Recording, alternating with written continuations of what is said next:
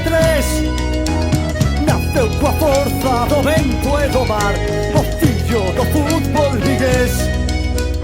Tantos anos, exemplo de loita e paixón, sen desfalecer tras cada balón, a ponteza e corazón, un cantar o vento, un escudo no teu peito, un equipo para un país, unhas cores, un sentimento.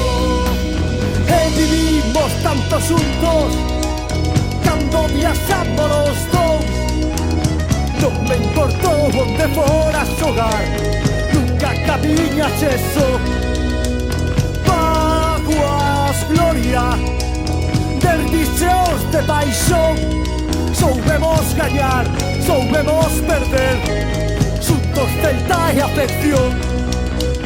Non, non te abandonarei, sempre xuntos os dous.